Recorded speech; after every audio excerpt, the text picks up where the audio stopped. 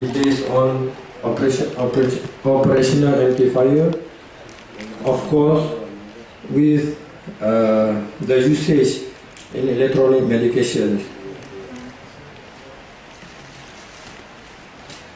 This is the circuit of inverting operational amplifier. This subject is widely discussed, widely studied, and widely learned everywhere, especially in the electronic engineering. This is the circuit of inverting operational amplifier. In inverting op-amp, there are two very important rules to remember. Number one is no current flows into the input terminal, and the number two is V1 always equal to V2. As we seen in the first, in the earlier V1 and V2, which is the voltage input of the operational amplifier itself. Inverting amplifier circuit is connected with feedback to produce a closed loop operation. In this closed loop operation, the gain of it is equal to V output equal to negative resistance of feedback over input resistance times input voltage.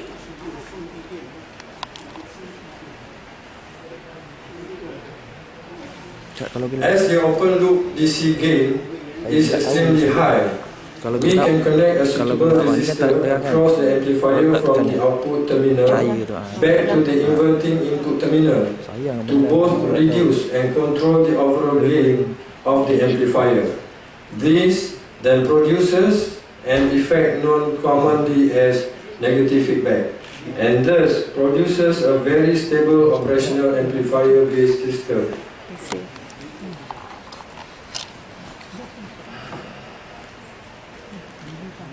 The negative feedback is the process of feeding back a fraction of output signal back to the input.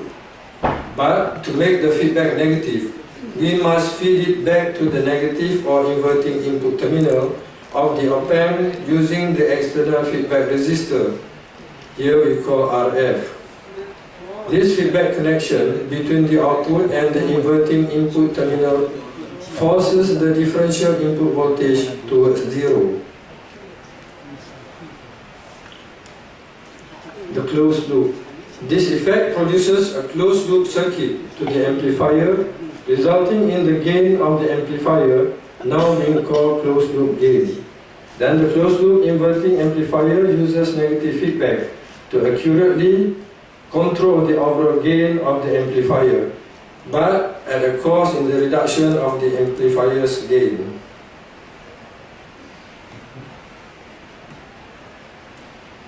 This negative feedback results in the inverting input terminal having a different signal on it than the actual input voltage, as it will be the sum of the input voltage plus the negative feedback voltage, giving it the label or term of summing point.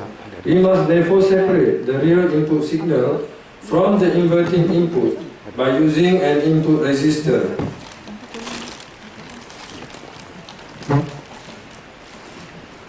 Next is a non-inverting op-amp, operational amplifier. The voltage gain in this non-inverting amplifier is R2 upon R2 plus feedback resistance, like the figure shown. The closed loop voltage gain is equal to 1 plus R2 upon feedback resistance, RF. The overall closed loop gain of a non-inverting amplifier will always be greater, but never less than 1. It is positive in nature and is determined by the ratio of the values of RF and R2.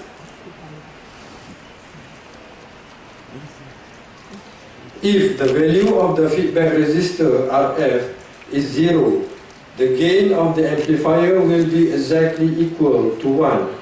If the resistor R2 is 0, the gain will approach infinity, but in practice it will be limited to the operational amplifier's open loop differential gain. We can easily convert the inverting operational amplifier configuration into a non-inverting amplifier configuration by simply changing the input connection as shows.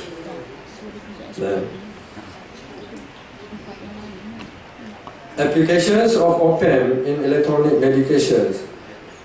Number 1, inverting op-amp are used to create medicines from the diseases diagnosed, the auto-medicine and treatment, and to eliminate causes of diseases.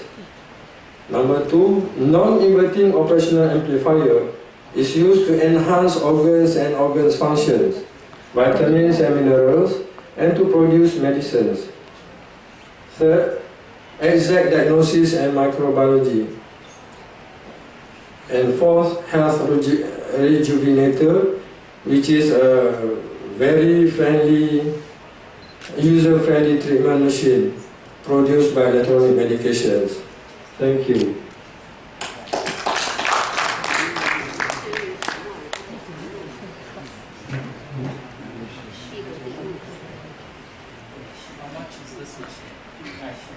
It is about 3,000 USD. 3,000 US dollars? Yes. No? Yeah, but it's easier to use. Yeah. User friendly. Very easy.